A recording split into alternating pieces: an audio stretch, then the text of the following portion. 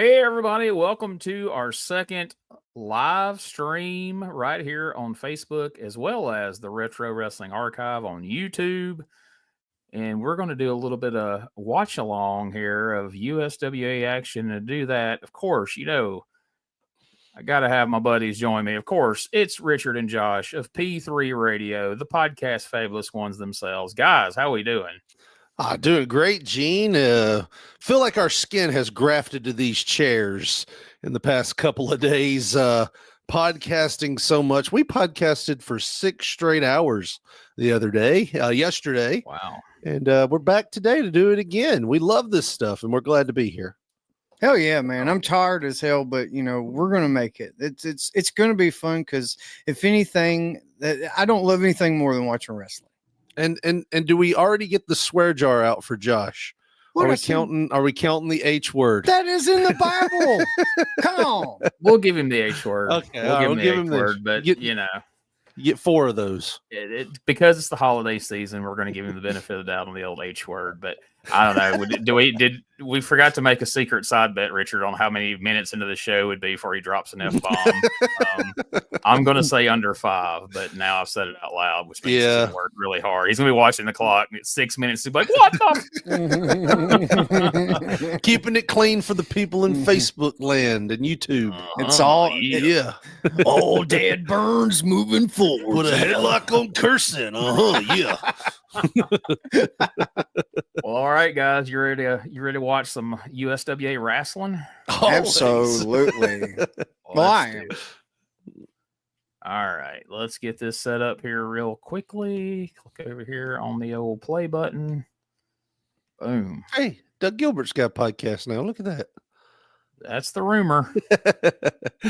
There's somebody on there that said something about firing it up, too. That must have been me. Wait a minute. Look at here. This is somebody we haven't been seeing just yet in 1993. Gorgeous George the Third coming out here. Double G3. I wonder if he could play the piano. I heard he's somewhat of a maestro, if you will. Boy, he is giving that air freshener hell. Poor Kevin Lawler's going to die over there. He's already wiping his eyes over in the corner. This is the start of global warming right here. Lance would always call him Gorgeous George the Third, and for some reason Dave would only call him Gorgeous George Third. I guess because the "the" didn't actually appear in his name, he refused to say it. But he'll read anything on that teleprompter.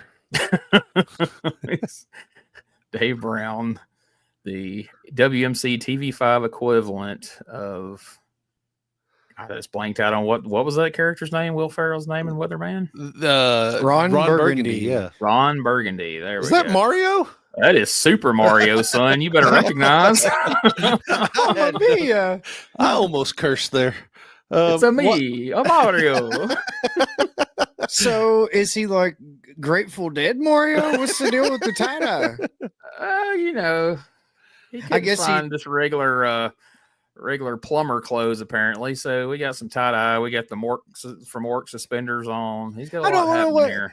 I don't want to wear red. I look like the Kool-Aid man. Them suspenders are putting in work, son. Oh, my word. You hear him squeaking going into the ring. Is the mat still got the Red Man Chew logo on it, and they've just scrubbed it completely off? It's been rubbed off for years at this point. You can still kind of see it's barely hanging on, though. Look at him. If you squint your eyes, it's like one of them little picture things where you see an Indian in the background. Looks like he broke out a good sweat walking to the ring. It's not good. What's working harder, those suspenders or the laces on those boots right now? God. You've ordered wrestling boots before, correct, Gene? I have. So how would you go about ordering? Do they have like a calf? They measure you, yeah. Yeah, you got to send actual measurements. Okay. And, well, his were like maxed out. We had help with that, but I want to re-edit this and go back and put in like Mario sound effects. If we get any movement out of him, boing, boing, boing. Look at Gorgeous George bullying him, making fun of his weight. That's not cool, man. I don't know. He kind of looks like that that girl from Willy Wonka that ate the blueberry. Look at that. Using the belly for offense there. Hit him with the fupa. Super fupa, son. The Koopa fupa. The Koopa, super fupa, if you will. Oh man. Where is this? I don't know how to do a Dusty Cross with an Italian accent, or I would have pulled that out right there. But that's out of my. I don't know. Josh is a little better at that than I am. He might be able to pull that off. If I would have just got here, I thought somebody's drunk uncle's up there fighting somebody.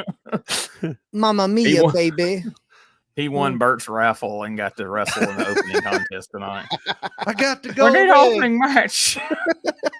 $2, and we're gonna draw the winner. Are there any Mario? He's all like, "Are there any skilled labor in the facility? Oh, the plumber. We need you to work." Good Lord, that he is still tall finish. and oh my God! Oh, that is the finish. That was a deep pin. He rolled that man into a ball. Yep, he was like a turtle. Once he was on his back, that was the end of it. Wow, and it hurt him too. Time limit draw in that one, but it went quickly. The old Broadway, if you will. He was halfway to the mat before that clothesline even came towards him, by the way. Oh my God, that had to have jacked his neck. It had to have. Be sure you join the USWA Universe Facebook group over on Facebook. We have a lot of fun over there, and we share a lot of USWA content. There's our man Lance Russell there standing in front of the Mid-South Coliseum. Here, guys. USWA versus Jerry Jarrett's home. Jeff Jarrett versus Jesse James Armstrong. He put up his house. He did. So essentially, Jerry's home was worth just as much as USWA. I think we all know that's not true, but we're playing wrestling pretend here. So this is just his river house. Exactly. They're assessing his it. Shed was worth his shed he kept his lawnmower in was worth more than USWA was at this point. But. He goes to like assessing it, and he's like, "Well, all I'm pulling up really is a couple rings and a trailer, and one of them is wrecked it, so it's all crappy now." I was going to say one of them trailers is beat all to heck. I don't like somebody flipped it around a few times on an interstate. Eddie's just been U-hauling them since then. That's rare. Some comments just popped up here. Apparently, we missed in the first match that weren't showing up originally, but we've got Steve Crimes over on the YouTube channel. Well, you may know better as Delbert Jenkins. Says Gorgeous George III looks like a girl I used to date when no one was looking. Dave's channel, who's one of our great subscribers over on the YouTube channel, who comments a lot. He's awesome. He says, "Good evening, fellas. Good evening, Dave. Hope what you're up, doing well. Dave? Joining us." And Azon White says the big house in Henderson. I don't know, man. I guess we're saying that we're putting that on the line, but I know I'm sure Jeff got a stern talking to. Don't you lose my house now. What do you think, fabulous one? You'll be living with Uncle Jackie. Jerry looks young here. You know, he looks younger than. Oh my! Jeff looks phenomenal shape, Dynaball and creatine. That's that good creatine back then. That's right. Oh yeah, we're in the double G getting wore out here. We're in the heart of his Double J run. That's right. I was here the week before when Jesse James Armstrong won the USWA from Jeff. I was actually at that show live, and then this was the following week or 2 weeks later. Look at Jerry Jarrett. They just keep beating each other up like it's a part of the deal. That table just never looked like it belonged there. It looked like it belonged in a courthouse somewhere. Yeah, or a library. I was like, I'm pretty sure I played paper football on that kind of table in high school. Well, we saw in our last watch along how well that table cooperated with wrestlers. Look at that. Jabs. Is that the same table that Jerry Lawler got thrown onto by Joe LeDuc? You know how they are. It probably is. They probably never replaced that table. It's just petrified old wood. Frank Morel fixes it every time. Jerry Jarrett is giving Bob Armstrong hell out there. Oh, my bad. Paul Neighbors fixes the table every time in his workshop. That's You better quit breaking them rules now, breaking them tables. Now we're gonna put a lacquer finish on it. This old dungeon with Paul Neighbors. After he just had somebody wrapped in the cellophane like Dexter on it hours earlier. 2 things I love: a good finish and the screams of my enemies coming from my dungeon. He's on White. I apologize if I mispronouncing your name, brother. It looks like 300 people. That's probably pretty close, honestly. Steve says them Jarretts had great hairlines. Well, they did. Nathaniel, good evening. Good hope everyone evening. has a good Christmas. Thank you. We hope you do too. Yeah, man. Dave's channel. If Dad wasn't the promoter, would Jeff have had a career that still lasts in 2024? I think so. I mean, he did pretty well on his own after he got out of Memphis, right? I mean, yeah, Jeff had good natural ability. I agree. Yeah, I don't know. I mean, would he have gotten the start that he got? Maybe not. No, but I mean, no. But then again, Probably you also have to think that he had a lot of influence around him that other people weren't getting. I mean, he had the luxury of picking brains of like some of the greatest workers in the world. Yeah, his car rides are a lot different than like Jerry Turman's car rides. You know what I mean? True. Nicer car to start with. Definitely. Well, to start with, yes. To end with, depending on who's driving. Good thing. He's just glad he wasn't up in the mid-Atlantic territory in October of '86. But yeah, when we had him on P3 Radio, he talked about, riding with Tojo and you would think that you hear Jeff's name, he was riding with these younger guys because he was a younger guy. Everybody he rode with was like older. So, he got a wealth of knowledge there. So, yeah, I mean, maybe there's some truth to that, but not in the nepotism way, just in the, experience way. If you guys had that interview to do over again, would you ask him about being on the couch with Jackie Fargo in that promo? Please say yes. Even if you're lying, please say yes. Yeah, of course. I always looked at most of my interviews like, I'm not going to insult the person, but I already realized we're not going to probably have these guys back on here. Like, this is a one and done. Yeah. Oh, man. Look at that. Huh? What if Jeff turned around just out of instinct and just hit Jerry? Everybody was punching people. Oh, my God. Double struts. Oh. Oh. Like Jackie's like, I told Jeff he could do it, not you, Jerry.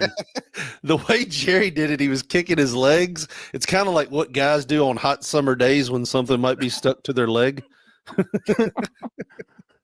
Nobody's gonna notice this.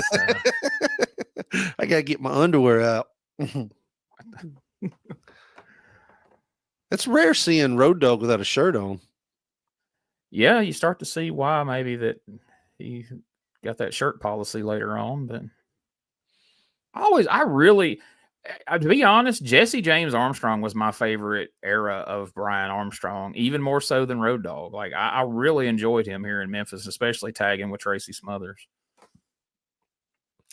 Yeah, I remember they did the thing on Memphis TV where they were, just kind of running USWA, and they had this big gift box, like refrigerator box. Yeah. And Jeff came out of it and started punching him in the face and stuff. And it's like, yeah, even though Jeff was a heel in WWE. Yeah, that was the lead in to these matches. This match right here we're seeing, and the one I referred to earlier, that's what led to these matches, was Jeff showing up in that refrigerator box because he had sat at home all those months after he walked out on WWE and then realized that, I can't just go to WCW. I have a contract. And then he bought a new refrigerator, and here we are. And they decided, well, we'll let you go work for your dad, but that's about it. So he was on his way out the door here of WWE. Oh, yeah. He had been sitting at home since July. This is October. He'd been sitting at home since July in your house, where him and Road Dogg walked out after the match with Shawn Michaels. He did it. Oh no. Armstrong's like, damn it, you gonna hit me 17 times in this match and get away with it. Uh-oh. Let's string him up in this rope there, Jesse. Bam. I love Bob Armstrong. Oh yeah. Yeah, I agree with that, Dave. Dave says he's glad both Road Dogg and Double J got their flowers in WWF. Yeah, I mean, they had a good run there, and oh no, poor Jerry. I thought those were pepper emojis. I was like, they got peppers. No, that's well, not. I was about to say Roman Reigns, but no, Solo's got the red pepper necklace right now. I think they're gonna have a match for it on Raw or something. Oh, leave my ditty alone, you son of a bitch. Oh man. I think they're lost here. I don't think they know what to do. They saved Dad's house. They won back the USWA, but the Armstrongs are not having none of it. So. Did they break his legs? Why can't he get up and walk away? Jerry's all confused. They're gonna tie him back in the ropes where they just had him. Like, damn it, we didn't want you to come out of the ropes yet. Get back in there. Are they gonna bust Jerry open? I want some blood. Jerry's reaching his pocket to get out. Jerry's haircut. No, what's in this pocket? Oh, Jerry's haircut here looks like a young boy in the 90s fixing to go get his picture taken at school. I know, dude. Cowboy boots and all. Uh-oh. PG-13. There they are. I like seeing Heel Bob. Heel Bob is the best. Like, one of those Heel Bob Armstrong videos we put on the Facebook page has gotten over 100,000 views. Oh, my. Heel we Bob. tagged Road Dogg in it, and he shared it, and it blew up. Heel Bob greater than SpongeBob. Damn right. There's Corey Macklin down there. Hey, damn Armstrongs. Ridiculous.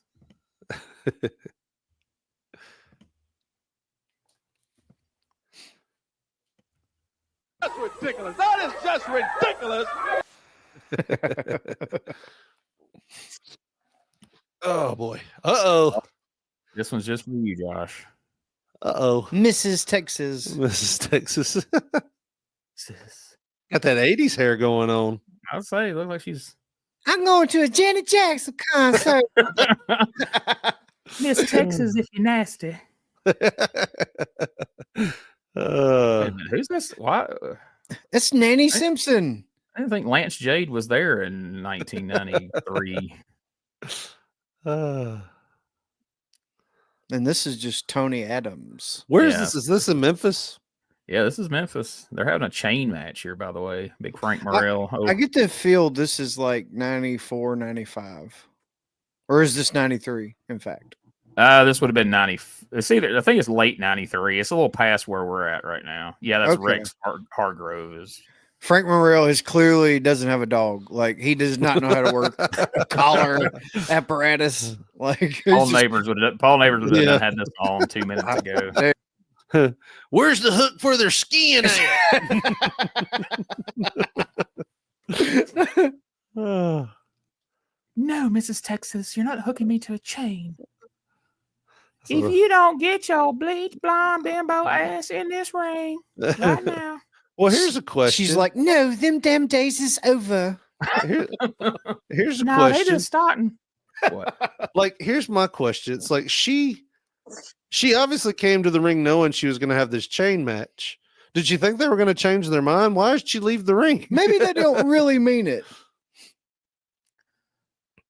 Well, clearly you don't know how non-televised Memphis matches work, or we walk around and debate the stipulation for 9 minutes and follow that with a 2-minute match.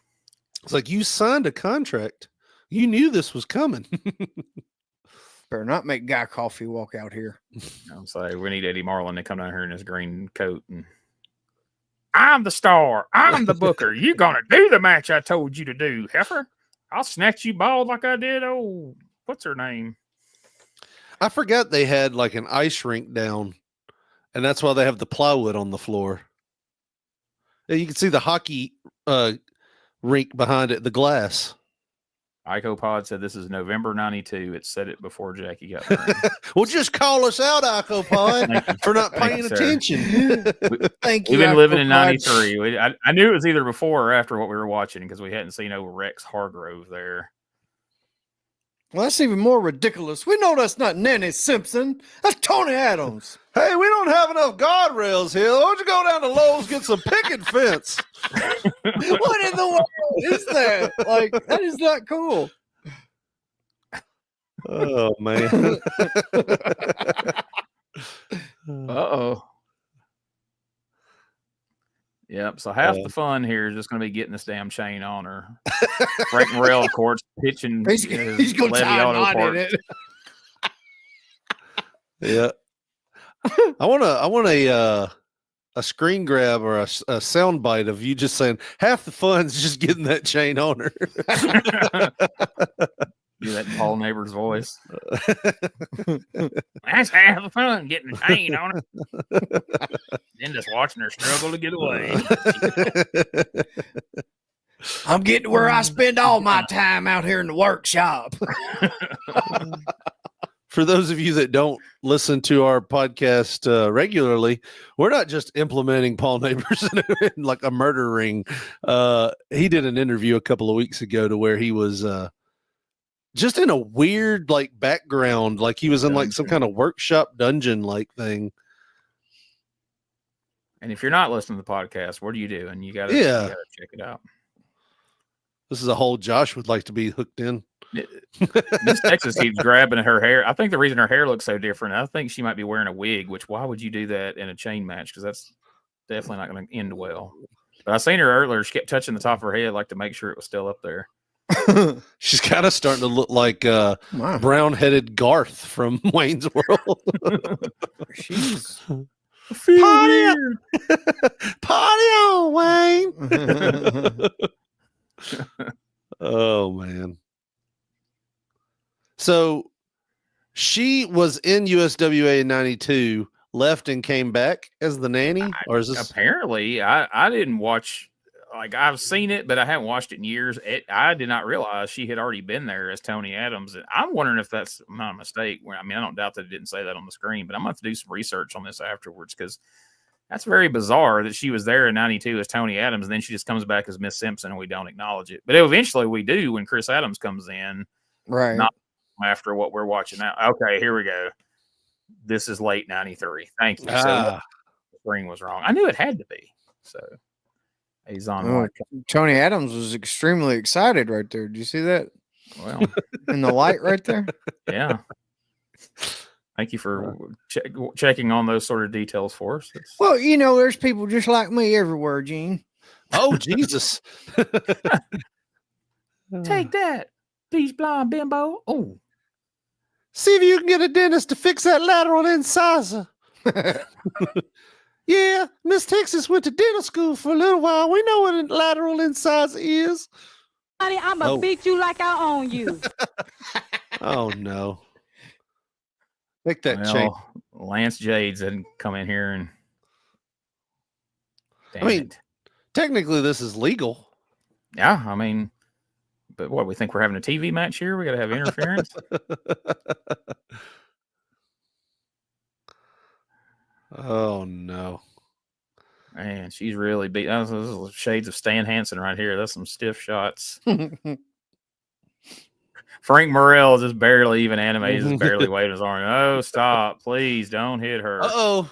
Oh, we got an American Eagle in here. Which one is that? Oh, it's both of them. Which one of them has the dirty back? We can tell that's Danny. I think the red boots was Dundee, honestly. I'll go out there in red. You'll go out there in white. That's the way it is. Thomas Me Lamont too, says, Tom. love Miss Texas. Yes. We're big fans of Miss Texas. Oh, yeah. Look at that. And Dean Trotman just joined us. He said, who's the blonde? That was Tony Adams, a.k.a. Miss Simpson, a.k.a. the ex-wife of Chris Adams, who was her ex-husband. We'll leave it at that. There's a good-looking mic there. Uh-oh. Oh, Coco beware now, taking on Brian Christopher. What year we think this is? This got to be 95, 96. Yeah, this is 95. It's either late 95 or early 96. Is that paint on Coco's head? It is. He had took to painting the side of his head in WWF, and when he got fired, he brought that with him to Memphis in this round. Look at that. I don't guess I remember that in WWF. Yeah, 95-ish. Thomas Lon, is Frank Morel still around? No, from my understanding, Frank is not in great health these days, unfortunately. What? I had thought Frank had passed a while ago. Yeah, I didn't know that. Had he? Okay. I don't know. I could be wrong. Would he not be like 130 years old? Like, for real? He was like at least 60 when I was 5 years old. He's one of those guys. I mean, you know how Arn Anderson looked like he was 45 when he graduated high school? Or I think Frank's one of those guys that always looked really old. J.J. Dillon or whatever. Well, I won't say who told me in case they're wrong, but somebody had told me a while back that they had just recently spoke to someone who was in contact with Frank regularly, and that Frank is suffering from dementia and different things. Oh, dang, that. man. But he is still with us. So that was like a month ago. Yeah, as of this Google search that I'm doing, he was still alive and living in his home in Charlotte, Tennessee. How old is he? I'll have to look that up. Looking more like Arnold from Different Strokes. That's true. Got them higher energy pants on. That's true. Not his best look. Neither was. I didn't enjoy these on Coco or Owen Hart. What's weird is if you type in Frank Morel, the auto search goes to obituary, which is not good. Like, I'm not making a joke. Even Google made the same assumption you did. He's got to be right. Do what now? Then Google popped up and said, "Oh shit, he's still alive." Richard, check this out. Yeah, I'm trying to find his age. But it's like the internet has no clue. Yeah, we don't know either, man. We just referee Bill Rush in there right now. Bill Rush was always a cool guy. He was, and he was a lot more cut out for being a referee than he was a wrestler. Like, he looks like a referee, but that little short time that we saw him wrestling during '93 was not great. At what point did you guys start watching Memphis? I started in '86 and I'm into '88.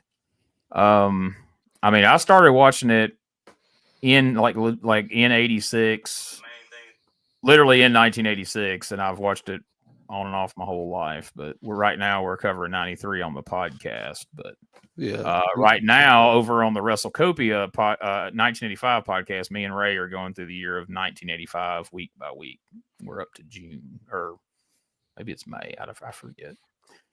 Memphis wrestling was just an institution in the South. It was on Saturdays and church on Sundays. I'm fairly certain I was just sat in front of a TV from birth. I was born in '82. I start remembering wrestling around '85, I guess. Joe LeDuc, when they replayed it, maybe that's the first big time I remember being scared of a heel. But I remember Lawler and Tommy Rich and stuff really early on. Oh, check out this comment. Dean's dad played a few games with Lawler's Army in the '80s softball. That is awesome. So your dad is high on Jerry Lawler's list because he loves him some softball, and he could really give a shit about this wrestling stuff. It's just a means to support play more softball. Right. I'm just trying to play more softball, man. Like everybody else, you have your hobbies and you have your job, and your job is used to fuel your hobbies. Exactly. Look at Coco here. Oh my God, that devastating grapevine maneuver there. What a maneuver! I like how Coco incorporated sewing a bird on the high energy pants. It was like, I'm still wearing these. He's like, something's missing. I don't know. Can you imagine, being a seamstress? Oh, go ahead. I'm sorry. Read that. No, you're good. Thomas has been watching since '71 or '72. Good. That's awesome, dude. Can you imagine being a seamstress that doesn't follow wrestling? And most of the stuff you do is like alterations on like suit jackets and stuff like that. And then this guy with blonde hair comes in and he's like, I need you to sew a bird on it. I need these MC Hammer pants to have checkers and a parrot on the side. And it's like, what the fuck are you talking about? These pants. I got it first, Josh. Sorry. The door is open. Thank you, Eugene. Dean says, Idol's interviews are some of my earliest memories. Oh my God, my dad loves the wrestling too. He just was there. He was just there is all. Yeah, we were just, it's a running joke about the softball. Of course, Lawler loved wrestling. Not as much as he loved some things, but Lawler needed a guy a few times. Okay, we don't have the context of that. Clearly, that was based on something that got said that's no longer. This kind of a callback for their 93 feud with the role switched. Exactly. Sometimes you have so many women, Gene, that you just have to have a guy sometimes. Get you back closer to center. No. Oh, wait. I'm looking forward to getting into 91 through 93 USWA. Years ago, I got into Smoky Mountain Wrestling, and then I for sure legally obtained all the TVs for USWA from 86 to 99. Did you buy them from Corey? You can legally obtain all the USWA on our YouTube channel, Power Pro. That's another story. I was like, how many people have legally obtained the USWA library at some point or another? All of them. I don't think anybody's even legally obtained USWA at this point. They can't even prove who owns it. So does that mean that if somebody wanted to just use the name, who's going to sue? Oh, okay. Good. Thank God it's a chain. You thought he was going to pull it out, huh? Yeah. Brian might be concussed. He just I'm just going to cash out right here. I've been wanting to get into banking. 2. Now he saw the chain. He happened to look up and see the chain because Brian let it hang out of the crack of his ass. Yeah. Damn it, he's like, I was checking out your butt in between 2 and 3. Yeah. And I was like, this man must take the stair. Hey, wait a minute. You always stuff the chain back in the front. Coco yeah. Oh yeah. Wait a minute. Where's our soundboard? We got that one, by God. We're going to use it. Oh yeah.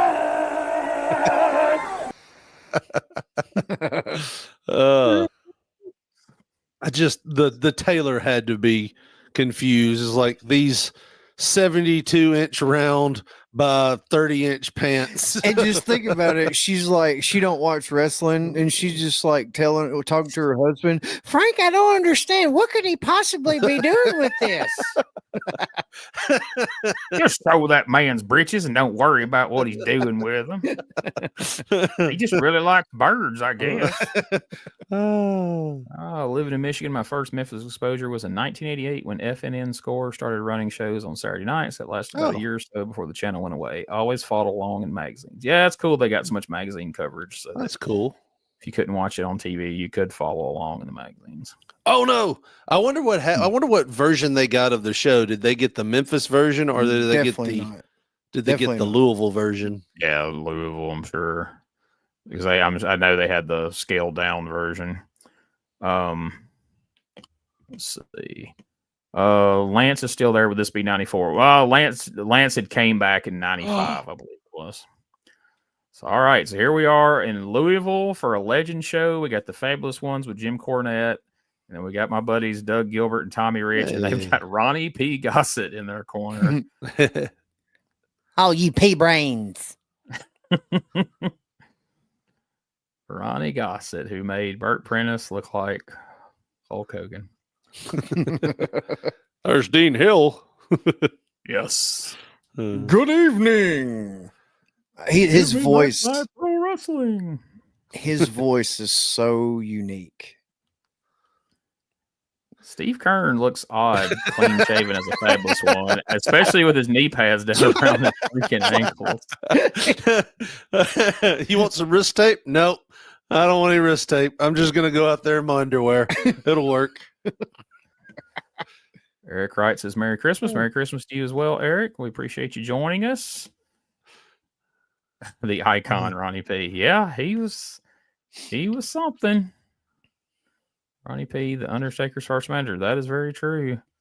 Who does Steve Kern look like? I'm trying Looks like a Wish version of Ric Flair. Well, it's not far off. I mean, yeah, Ico Pod here was. I'm trying to figure out who he looks like. He looks like somebody, but I can't put my finger on it.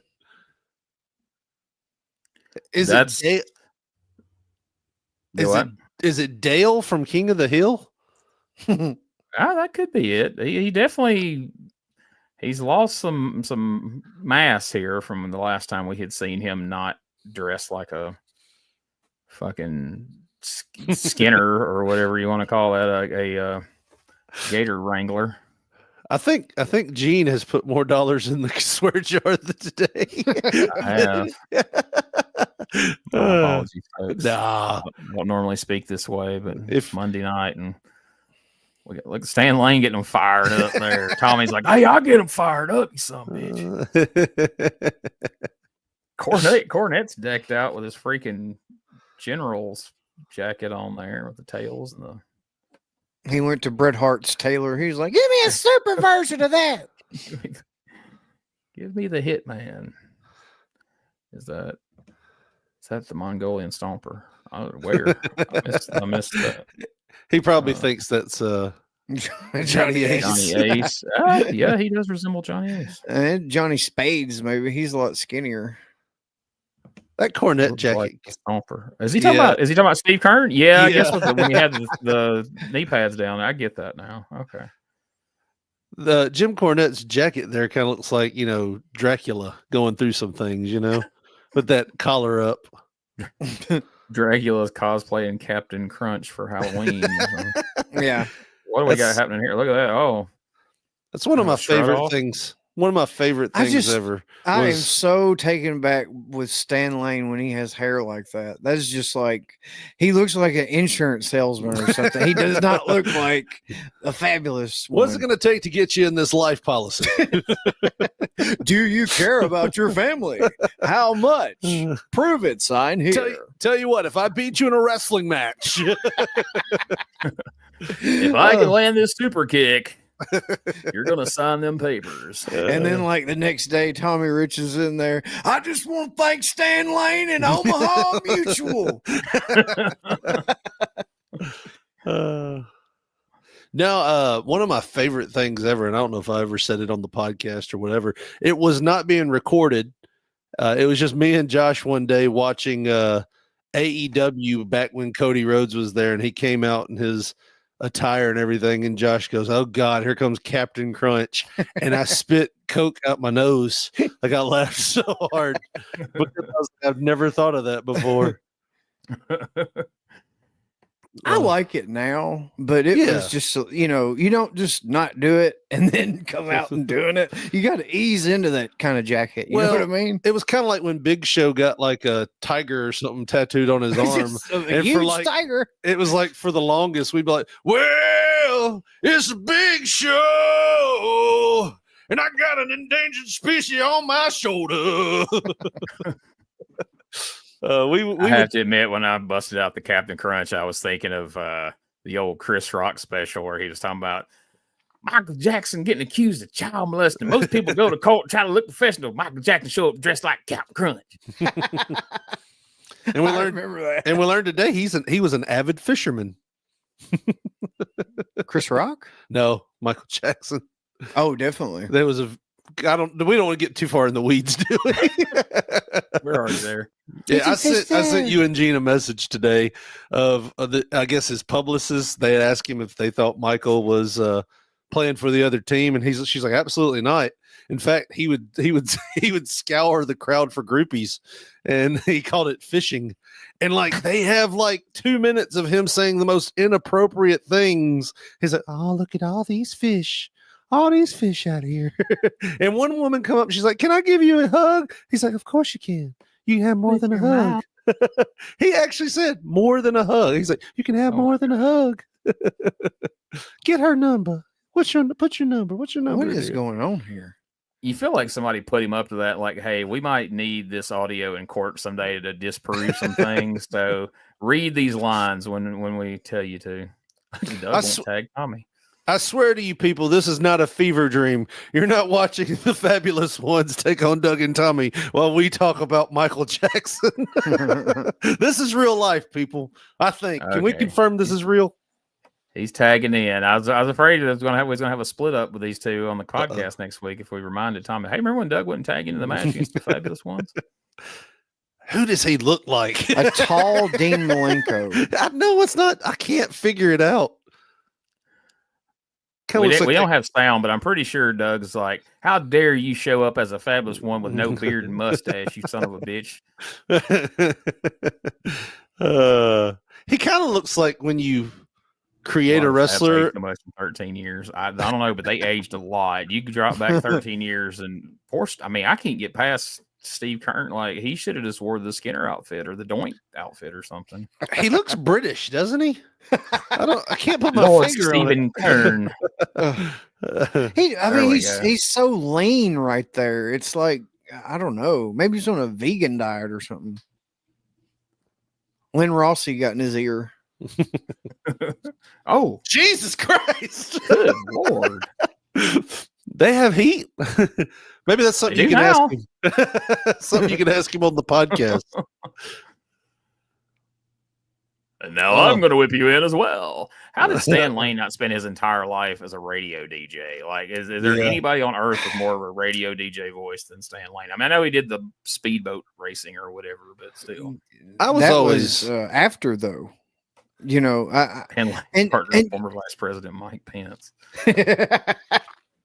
But that was weird when you think about it, like how Stan Lane got discovered. He was just like a busboy at a hotel somewhere, you know, and obviously he probably had a voice like that back then. It's just, I guess, what do you Mr. Flair, I've got your baby oil delivery here. Is that the voice of God speaking to me? No, it's you're a busboy. I always was a huge busboy. If you could have told 9-year-old me I could have been anybody in the world, I probably would have picked Stan Lane. Like I don't think you could call it a man crush because I was a boy. Oh, no. Technically, it was inappropriate, really. But yeah, I mean, I always thought Stan Lane, you know, he was charismatic, he was good looking, he had the voice, you know, it's like he had great calves. Yeah, had phenomenal hair. Well, at this point. No, this is after the Did he already have the procedure? Smoky Mountain, yeah. I know we have a picture with him. And by now he's had the procedure. He had the buzz cut when we had the picture with him. Yeah. Then he got the procedure and comes back with the headgear on. I don't know what they just said, but everybody popped. Dave says Stan has a hot Philippines wife. Hot. He doubled down on hot there. Hell yeah, Dave. Let's go. Let's pull her up on Facebook. We're going to have to follow up on that to make sure Dave's. Prove it, Dave. I don't believe you. I still love that story that Cornette told about how Stan was on the plane and he wore his Zubaz, but he always went commando, and he was trying to get something in the overhead compartment. And at that time, somebody come up behind him and pantsed him, and he was standing right in front of a guy and like who was sitting down, and they said you could hear the guy screaming like somebody shot him, like, "Oh God, no! Oh God, no!" Stan Lane's wiener, the original Snake on a Plane movie. Yeah. I remember Foley even. Look at that. That is a visual representation of probably what's going on down there.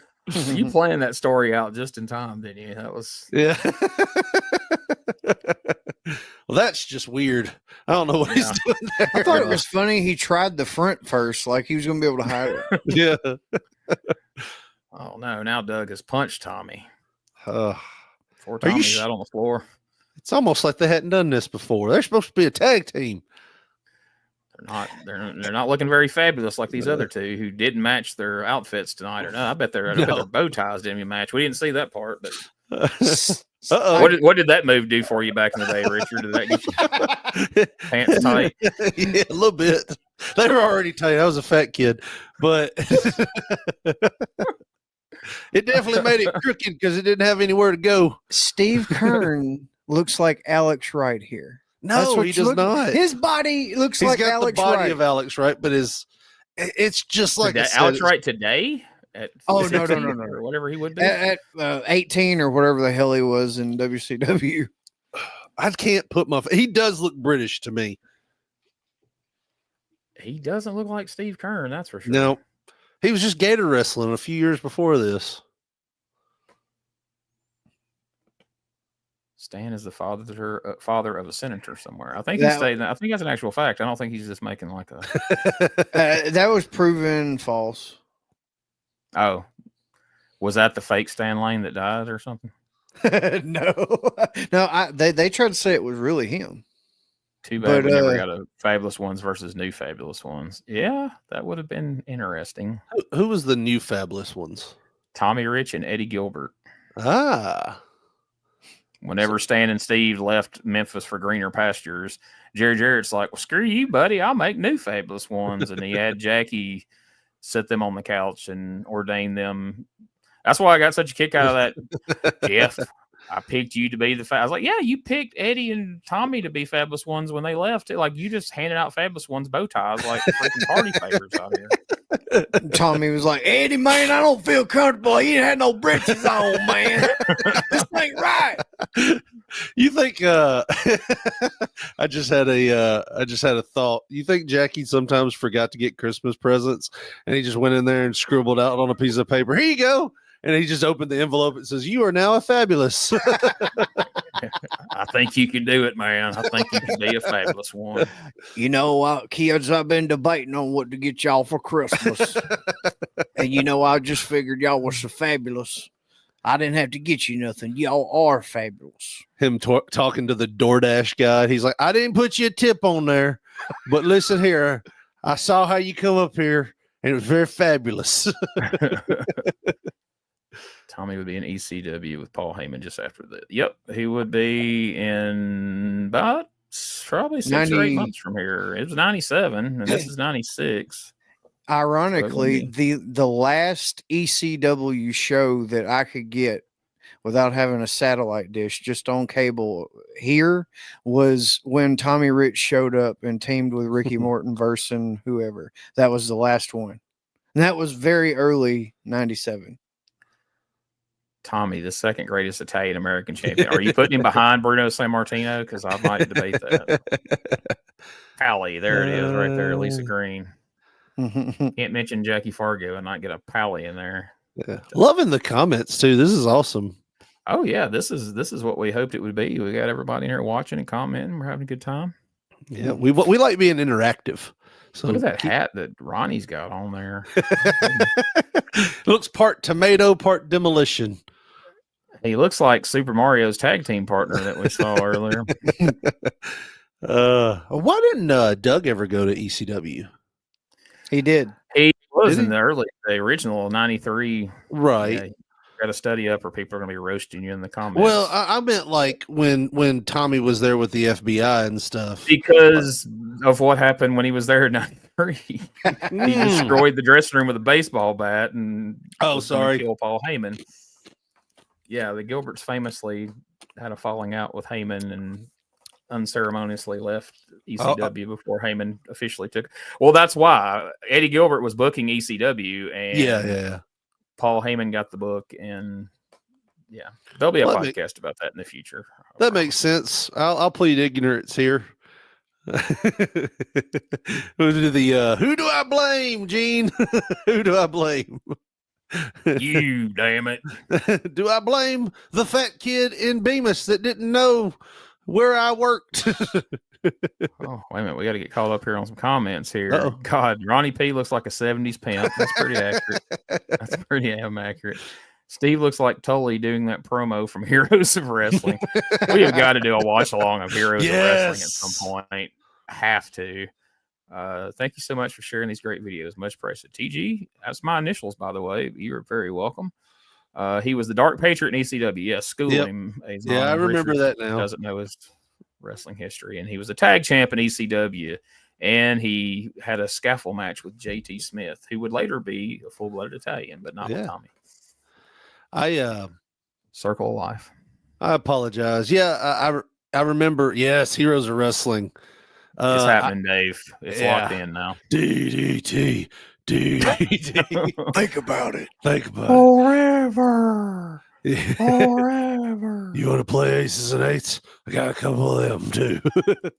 Man, Yeah. the fact that bless his heart, the fact that happened the way it happened and Jake's still with us is a absolute miracle. And thank goodness, but boy, That was just like a regular Friday night for Jake too. DDP's a saint, yeah. man. DDP I is. mean, he's got Damien out there using it as his wang. I mean, like, I was talking about how DDP's a saint, and then I heard that I was like, when did he do that? but Heroes, ironically, at the Heroes of Wrestling, wasn't that like in Tupelo? Nathaniel, I've actually never watched the Heroes of Wrestling show. Need to look. Yes, you do. You need to watch it with us when we do the watch along. I've got it didn't happen in Tupelo. It was at a casino. I thought it was in Mississippi. It was in Mississippi. It was at a casino in Mississippi. It Ah, was either Tunica or Philadelphia, but it was not in Tupelo because I did a show in Tupelo the night before that pay-per-view with Tommy Rich and a few others. Oh, And okay. they were mad they weren't booked on it. And then after it happened, not so much. Dutch Mantell was there that night at that show and was saying that he was going down to do commentary for it. And I bet he wished he hadn't made that trip when it was all said and done. So my aunt, who just passed away, we didn't have cable a lot when I was younger, and she used to take VHS tapes and record. She had a device that would allow her to see pay-per-views. He meant steel. Yeah, so she would record these for me, and sometimes she would have like different ones. When I got into high school, I remember she still would bring me tapes occasionally, and she brought me one that just said Heroes of Wrestling, and I put that in and I went, oh my god, like I didn't even know it was a thing until it happened. Yeah. You just have to see it to believe it, guys. We're gonna, like I say, we're gonna carve out time to do a watch along of that. It'll probably be for Patreon. I don't know. We may put it up here on the YouTube channel, by golly, because nobody owns it, so you can get away with it. Dave says Paul Landing, Terry Funk got more eyes to ECW. Solid promoting on Heyman's part. Brought in a legend. Absolutely, love me some Terry Funk. Right. Absolutely. Yeah. Now Doug and Tommy are in control. They're gonna put these fabulous ones away. Damn it. The fabulous one, mate. He just looks like a mediocre one right now. They just, he ain't looking too fabulous on any front, I must say. Just too bland. No, Eddie did a great job booking ECW. That's why it was kind of bizarre how that all went down. But like I say, there'll be a dangerous conversations about that in the future. This looks like they're just hugging each other after. Ever told you how much I love you, Steve? Duck one missionary position. Steve Kearn's like, this is awkward, Tommy. I'm never gonna let you go. I'm gonna hold you in my arms forever. That's the Louisville Gardens, isn't it? It is. This is the big legend show they did over there. Flipping somebody off? It looks like it. They had a Legends of Memphis Battle Royal and a whole bunch of. They did this match in Memphis as well, but the Fabs got a bigger reaction here than they did in Memphis, is what I was told. This is where Josh and I went when Mr. Uncle Danny was running OVW's show. What was it? Super Summer Showdown or something like that. The Rock and Rumble. Yes, I've got the 2000. I've got the flyer, the program downstairs. I'll have to show it to you sometime. But yeah, they had the fabulous ones on there that night, and Jackie Fargo. He had pants on. Yeah, that time. I'm jealous. I got to meet Jackie Fargo. We didn't meet Jackie. We Why didn't. Did you just lie? You just said you were there. He was there. Y'all were there. We wouldn't know. We met both. We met Stan Lane. Yeah, I didn't meet Steve Kurt. No, Kurt Angle was there. We didn't get to meet him. Richard met the one he was attracted to. That's all he cared about. Stan Lane I'm was just in awesome. for Stan Lane. Yeah. Oh, he beelined to him. It was weird. I was Mr. like, where are you Stan going? Lane, can I shake your hand? Well, that's not my hand, man. Stranger danger. Keep him back, please. I don't like that look in his eye. He I've seen hugged that us before. he hugged us like we were old pals. He put his arms around us. It was like, hey guys, took a Richard felt whole in that moment. Yeah. I never was first hugged. time ever in my life, I felt like somebody. I never was hugged by my dad. Can you be my dad, Mr. Lane? You were like, I love you, Dad. I mean, Mr. Lane. And then as you walked away, you looked at Josh. It's just how I always thought it would be. Oh my God. Ronnie P just fell on Dean Hill and Lance Russell. Them poor old guys. Oh, Man. come on, Ronnie. I remember those vignettes Eddie Graham did with Steve Keirn and his dad returning as a POW. Man, that brought a tear to a glass eye. What an angle. Yeah, the whole POW thing with Steve Keirn's dad and Dream Machine said some awful things about Steve Keirn's dad in '85 during that feud between the interns and the Fabulous Ones, which was wrong but very entertaining. Stan Lane kind of looks like a televangelist a little bit, does he not? Yeah, he's really sell you some insurance and then sell you on Jesus. Yeah, he's like, I'm gonna beat the devil out of you. And if you got a few bucks, he'd tap you on the head and heal your ailment. All right, here comes Ronnie. It's time to lay hands, pal. Oh Jesus! Oh shit! Oh man! That was just in Stan Lane's pants, but I'm sure Ronnie didn't mind. That count? No. This has been a long match by Memphis Wrestling. It has. Oh, he looks across the ring and sees the tennis racket as he's hitting the 2 count. What's this doing under the bottom rope on the apron? We were playing tennis, I swear. 1, 2. That's a quick count. That first count was the slowest count of all time, and now the ref obviously didn't want to get his shirt dirty. He's like, I'll go down to one knee, but I ain't risking getting my Sunday shirt dirty. That. Right. I'm pretty sure that was Joe Wheeler. He's a great guy.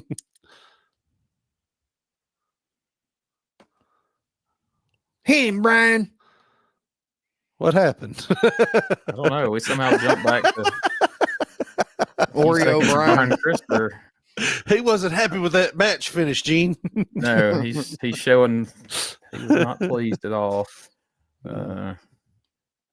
Well, all right, guys, there we had it. That was like I say, by Memphis standards, that was quite the lengthy match there, but it was fun. You could see Doug and Tommy and the Fabs, and a lot of great feedback from people watching the show. We appreciate everybody that joined us tonight. That's awesome.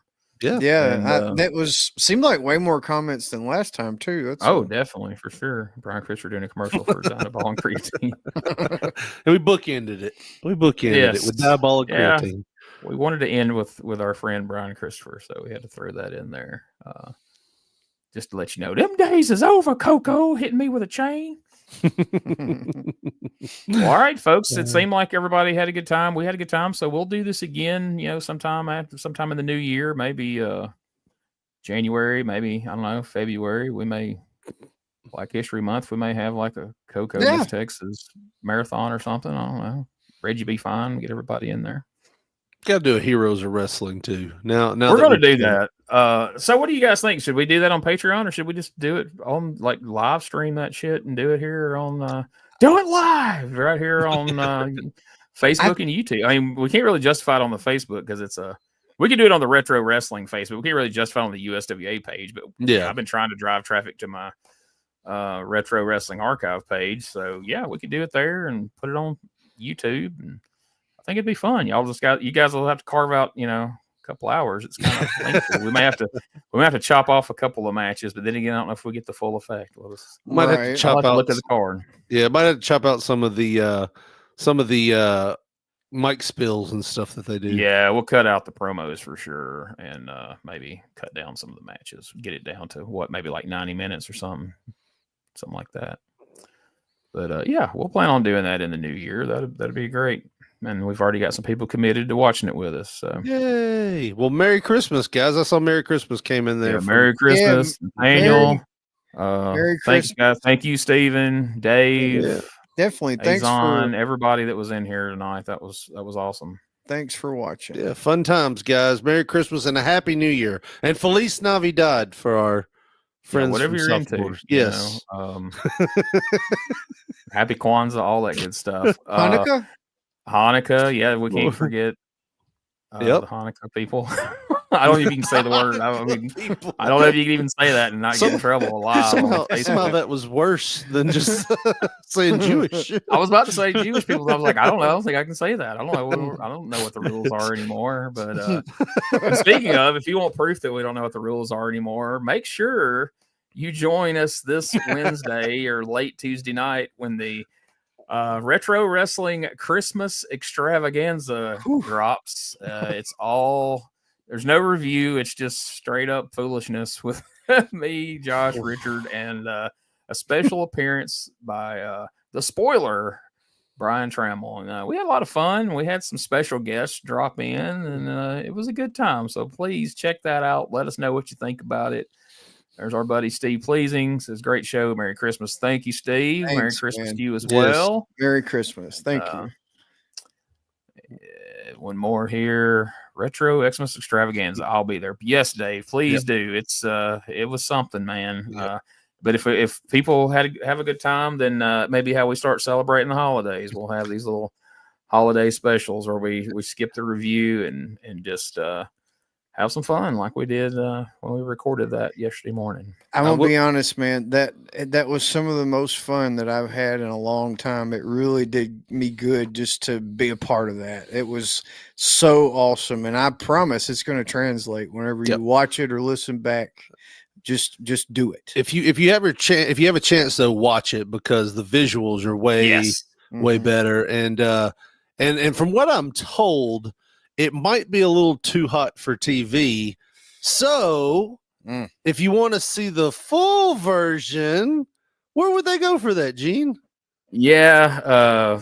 As Brian Trammell would say, spoiler. Or no, he wouldn't say spoiler. He would just spoil it. Sorry, that's not right. But yeah, we did cut a few things from the WrestleCopia version. Not that it was anything vulgar. It was just things that we were like, maybe not everybody needs to see or hear that. But if you want the full uncut version, and this is pre-show and post-show, it's under the hot mic section right now of the Patreons, patreon.com/retro wrestling archive. Every week when we do these retro wrestling reviews, we record for the minute that me and Richard and Josh get on the StreamYard together. It's recording. We do the show, then the show ends. It's still recording. And we talk about all sorts of things. We have the lead into the show, and then we just chat each week. And so there's a lot of things there that's probably not great for public consumption, but for the Patreons, we put it out there and hope everybody's cool about it. So this week's Hot Mic's the longest one yet. It's 3 hours long because it's the pre-show, the entire show, completely uncut, nothing censored, and then the post-show, uncut, uncensored. $5. You can check that out and all the other cool stuff we got over there, man. We've got some watch-alongs, just like we did here, of me and various folks watching some Japanese wrestling, some old 80s WWF cage matches, all kinds of cool stuff. So give it a try, $5, and check out the uncut version. If you're ever going to see an uncut version of one of our shows, you probably want to do it for this Christmas extravaganza. It was something. But like these guys said, I just wanted to echo that. It was cool coming in and doing a show with you guys and not having the stress of, okay, I got to play this clip here and I'm going to give a review. And as it was just, we just had fun. And so hopefully, like you said, Josh, it come across and you can feel that and you'll have fun as well. So thank you guys. Merry Christmas. Happy New Year. Join us. Like I say, it'll drop this Wednesday for the Retro Wrestling Review Christmas Extravaganza. And people ask me why I named it that. It's like back in the 70s and 80s when, we were kids, you had a lot of extravaganzas. They had those on TV. You don't see a lot of extravaganzas anymore. So I thought we were bringing it back. I mean, there's a lot of things we try to bring back that's not popular. People are like, no, leave that in the past. Don't bring that back. But I think extravaganza, we might pull it off. A lot of words that we use that you can only hear on Patreon. And never repeat them. It didn't happen. I'm hoping that things said on Patreon don't hold up in court. Like they're not permissible. It's kind of like, having like immunity, if they try to submit that in court, like, no, that was said on Patreon. That's not admissible. Patreon's like Las Vegas. What happens there stays there, And if you And if you join our Patreon, get it for your grandmother. It makes a great stocking stuffer if you don't have anything yet. But if you join it, just remember, be cool, people. Don't clip our stuff and don't show it to me. Just be cool. Be cool. We'll laugh together. Don't be an asshole. Be cool. Yeah. And speaking of grandmothers, check out this week's podcast because it is a doozy. If you think that you've seen Memaw at her best, I promise you haven't seen anything yet. Wow. Wow is all I can say. Fun times. Absolutely. All right, folks. Thanks. Share this around and spread the word. We're going to be doing more, and we're going to be doing Heroes of Wrestling, and we'll be announcing it on all the pages and everything right before we do it. And if there's other shows you think we should watch that would be fun, let us know. Some things we can probably only do on Patreon because we can't do it here on YouTube because, laws and rules and copyrights and all that jazz. But we are more than willing to listen to anyone's suggestions. So any final words, guys? No, guys, just check out P3 Radio if you get a chance. All one word. If you Google it, or not Google it, but put it into wherever you listen to a podcast, it's all one word, P3 Radio. It's got this logo right here. Check it out. We've got episodes going back to 2017, and we haven't missed a week yet. So go back and listen, get caught up, and you can listen to a new episode every day this year and still have some change left over to listen to some next year. So, yep. Amazing. Listen to these guys every day of the year and then pray about it afterwards. You're going to need to. Yeah. Thanks. We'll see you next time.